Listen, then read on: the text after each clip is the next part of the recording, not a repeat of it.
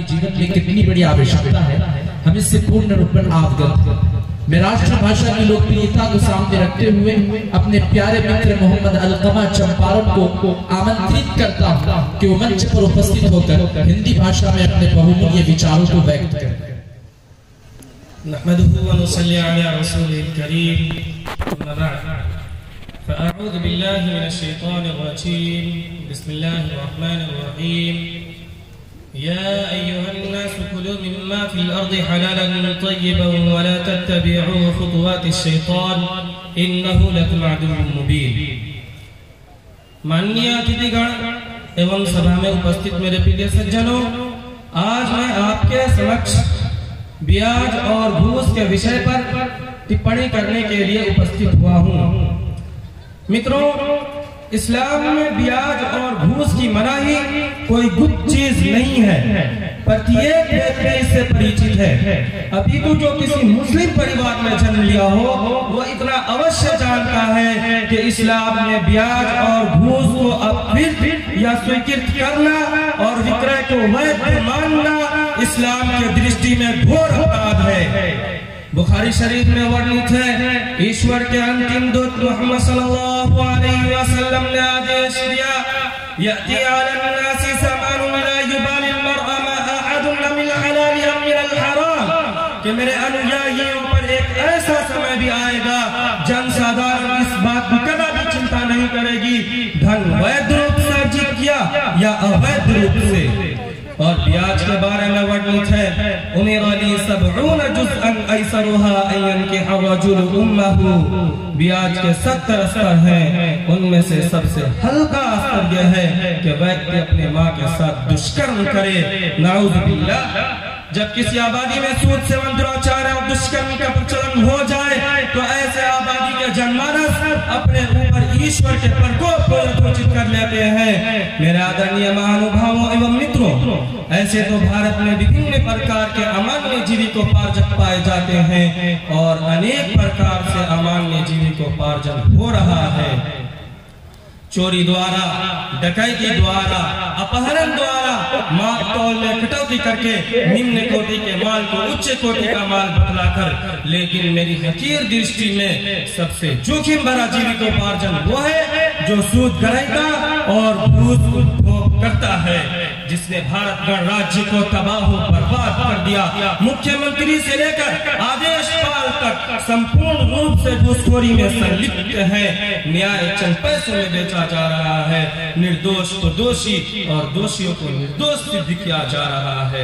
ऐसे मानो कि आप घूस देकर मानव का अन्यायपूर्ण रक्तपात कर सकते हैं। आप घूस के बल पर अन्यायपूर्ण, आप घूस देकर अन्याय जमीनों पर कब्जा कर सकते हैं। आप घूस देकर परीक्षा में अच्छे अंकों से पास हो सकते हैं। आप घूस के बल पर झूठे गवाहों का व्यवस्था कर सकते हैं। आप घूस के जोर पर अपने समस्त अपराध पर मनोहर पर्दा डाल सकते हैं। अरे आजकल तो चलता है यूं ही कारोबार जीवन, अपराध करके फंस गए, घूस देके छूट जा।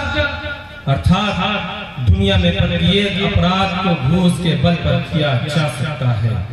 अगर आप निर्दोष भी हैं लेकिन आपके पास घूस देने की शक्ति और क्षमता नहीं है, आप कानून की पैरवी करते हैं, आप पर ईश्वर का भय प्रभुत्व है, आप गरीबी और निर्धनता के शिकार हैं, तो बस लीजिए, कानून की पैरवी करते हुए भी आपको अपना बहुमूल्य जीवन कारावास में बिताना पड़ेगा। अभी थोड़े दिनों पूर्व समाचार पत्र में एक समाचार प्रकाशित हुआ था कि एक निर्दोष व्यक्ति को स्वेच्छाचारिता के आरोप में कारावास में डाल दिया गया। जब उसे कारावास में डाला गया तो नौयुवक था, जब उसकी जमानत हुई वो बूढ़ा हो चुका था, उसके बाल उजले हो गए थे, उसकी कमर भी टेढ़ी हो गई थी, वो अपने अतीत पर लज्जित और भविष्य से निराश हो चुका था। अतः उसे अपने बहुमूल्य जीवन के 50 वर्ष कारावास में बिताने पड़े, इसलिए कि उसके पास घूस देने की शक्ति नहीं थी।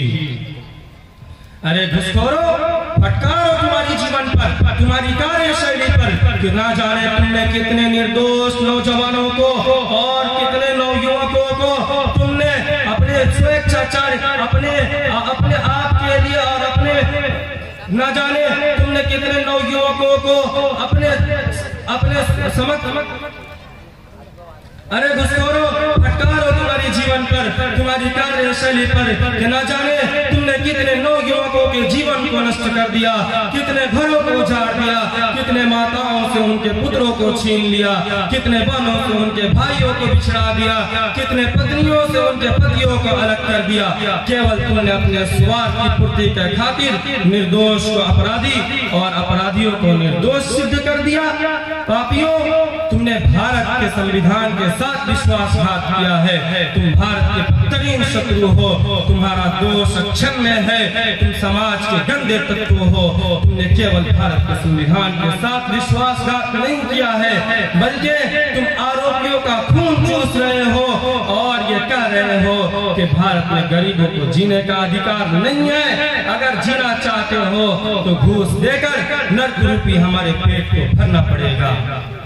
मित्रों, एक क्षण विचार तो कीजिए कि ये ब्याजी और घूसखोर हमारे समाज के मध्यम वर्ग के लोगों का शोषण कर रहे हैं और हमारे न्याय व्यवस्था को कमजोर कर रहे हैं। हमें इनका सामाजिक बहिष्कार करना चाहिए। मैं अपने समस्त मुस्लिम पदाधिकारियों, विशेष रूप से व्यवसायियों और कारखाना मालिकों से ये आग्रह करूंगा कि वो ब्याज और घूसखोरी को छोड़कर कानून के भीतर कार्य करें। एक बात से हमेशा सचेत रहे कि कानून व्यवस्था को घूस देकर खरीदा जा सकता है, लेकिन ईश्वर को घूस देकर के नहीं खरीदा जा सकता। ईश्वर हम सबको ब्याज और घूस से घृणा करने वाला और बचने वाला बनाए। आमीन।